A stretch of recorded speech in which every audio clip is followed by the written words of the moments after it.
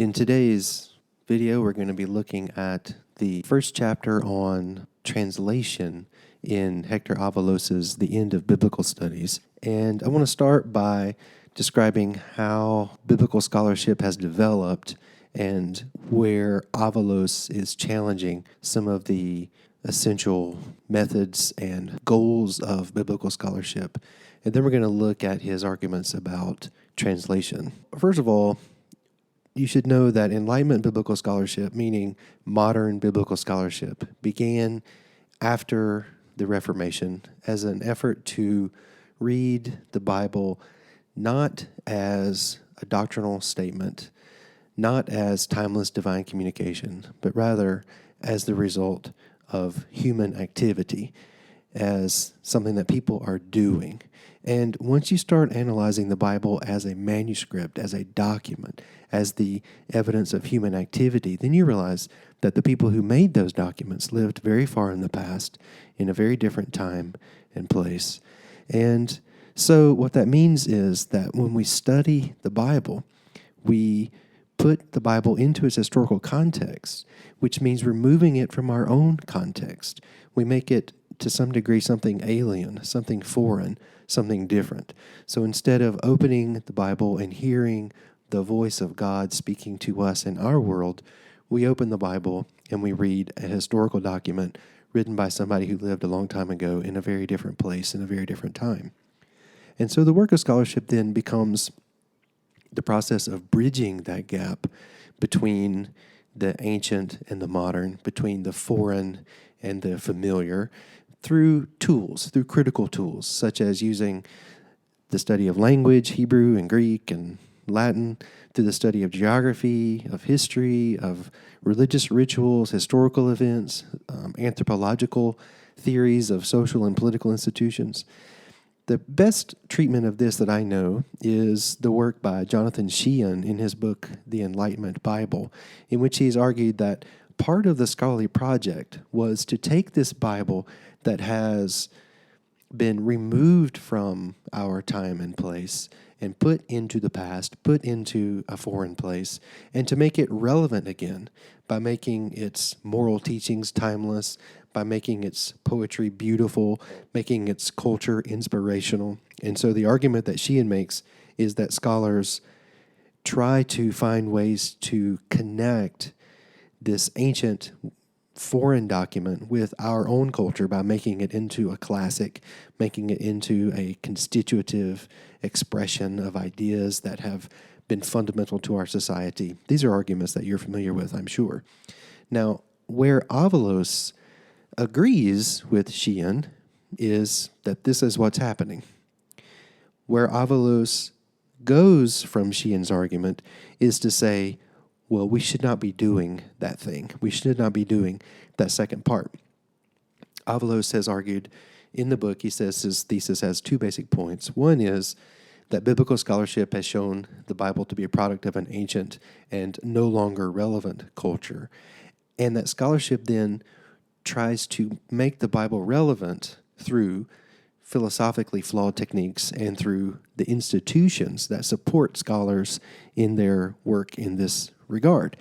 And what he's basically trying to argue is that the desire to make the Bible relevant in scholarship is undertaken in service of the Bible and has continued the cultural power, the cultural effect and influence of the Bible.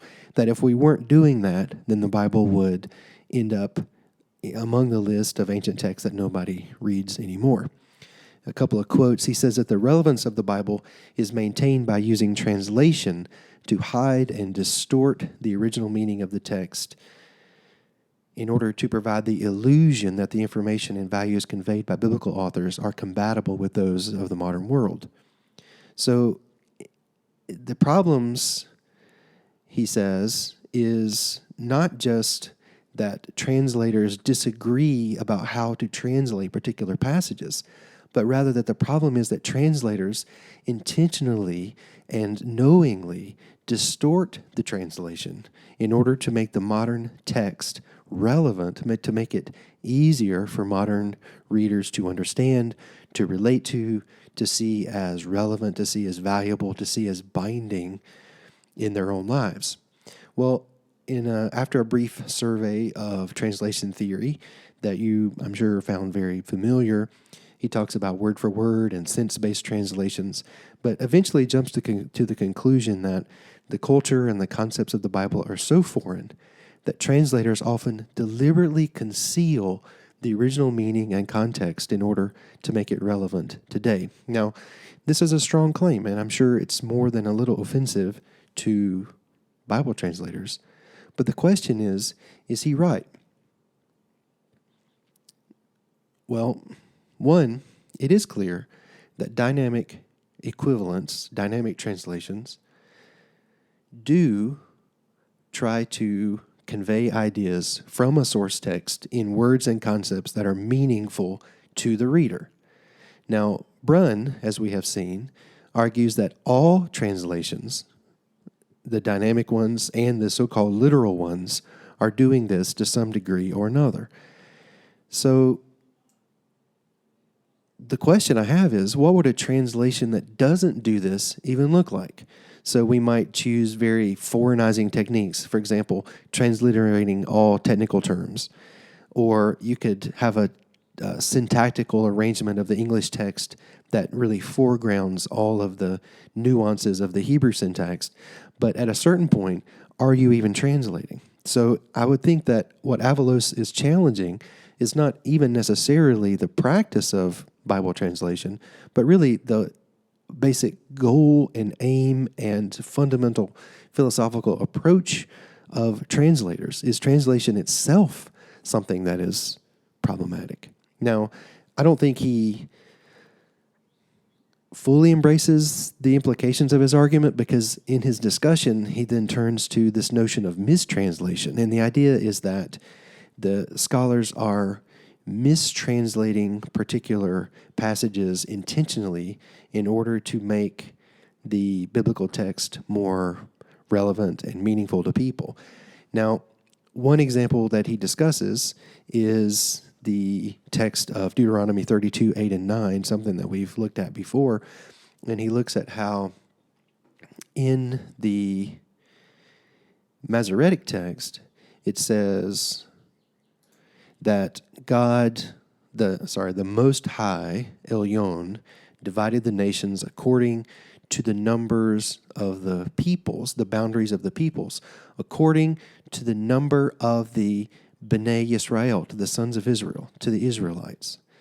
And we have argued that that is probably a scribal change in order to protect this idea of monotheism, that originally this text said, according to the number of the gods. And you can see that in the Septuagint translation, the number of divine sons, and you can see it, here it is here, the number of the Angelon Theou. You can see it in the Dead Sea Scrolls, where it is according to the children of God.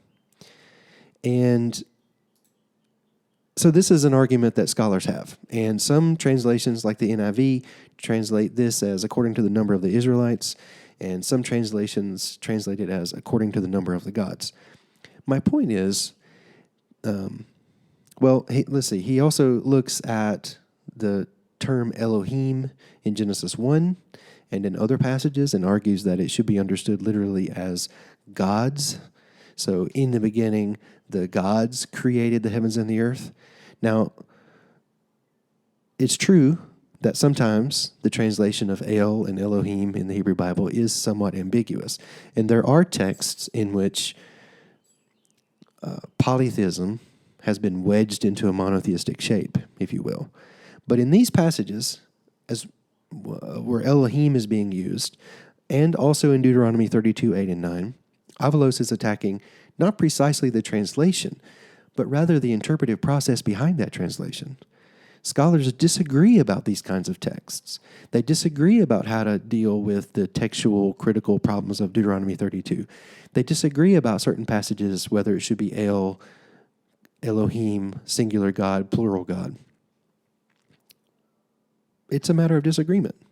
In his discussion of Ecclesiastes 2:25, for example, he discusses this issue of there's a very slight change in the preposition here. So in Ecclesiastes 2:25, it says, "For apart from him, who can eat or who can have enjoyment?" And the Masoretic text doesn't say apart from him. It says, "Mimeni," apart from me. And the idea is that he argues that Ecclesiastes here is making a radically personal or even hedonistic argument that if anybody's going to have a good time, it's going to be me because I had a good time. Whereas there are some medieval manuscripts that say mimenu, apart from him. The ancient versions, including the Septuagint, say apart from him. Let's see, we'll go down to 25 here. Pirates autu, right? Apart from him. And verse 24 is talking about God as being the one who gives the ability to enjoy work.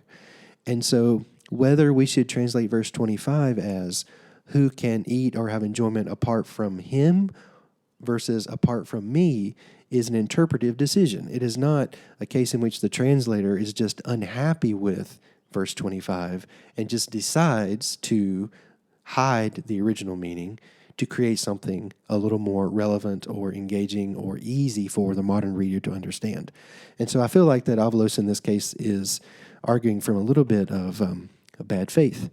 So there is textual ambiguity here, and scholars disagree with how to make the best decision here on the basis of the evidence. Some translations, for example, the KJV, does say, who can eat or who else can hasten hereunto more than I, right? So some translations do have the Masoretic reading and have chosen not to do the emendation supported by the Septuagint in some few number of manuscripts. So despite what Avalos asserts, this is not a case of translators just deciding that they are uncomfortable with the original text and so just making up a more pleasing alternative. There is textual ambiguity, and scholars, translators have to make a decision based on the evidence. They might disagree. Now, that is a very optimistic way of describing the situation. But where Avalos is correct is that translators often do seem, in many of these ambiguous cases in which there is a decision to be made, to come down on the side of orthodoxy. It is true. You can see this clearly in any number of tricky areas, including historical harmonization of different texts, Christological terms in the Old Testament, passages that have been quoted, for example, from the Old Testament to the New Testament, passages that are the most strange or the most shocking, the most at odds with modern sensibilities. I've written on this. Many other scholars have written on this. This is not a secret. In the end, I would say I disagree with Avalos' argument that translators have intentionally obscured the Bible's original meaning. I think that's a specious claim. But I think, agree with him that the ideological shaping of translation is a problem, and we have to discuss that problem, and that readers of the Bible should be more aware of that problem.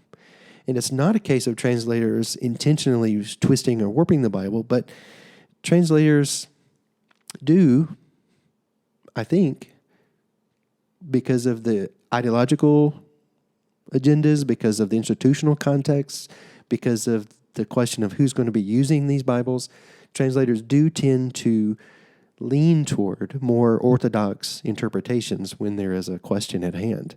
Now, if in every one of these cases translators followed the more shocking reading, then would they not still be doing what Avalos is complaining about? That is, intentionally shaping or twisting, if you will, the translation to fit their ideological agenda. We can discuss his various examples in the comments below. Question that I would ask at this point is, which of Avalos' examples of mistranslation is distressing to read about to you, or do you think is a bigger problem? Or where do you think he might be reaching a little too far? Now, Avalos' title is a play on words. He says that the end of biblical studies, that is, the purpose of biblical study, should be to bring an end, that is, the cessation of Bible reading in the modern world. In the conclusion to the intro, he says this: biblical study should be geared toward helping humanity wean itself off of the Bible and toward terminating its authority completely in the modern world. Now, rather than rebuilding what the Enlightenment began to deconstruct, then, Avalos calls for the Bible, under the influence of biblical scholarship now, to take its place alongside all of the other largely forgotten works of antiquity. So with these questions and others in mind, my question to you is, what do you think? How do you respond to Avalos' argument? And look forward to hearing your comments.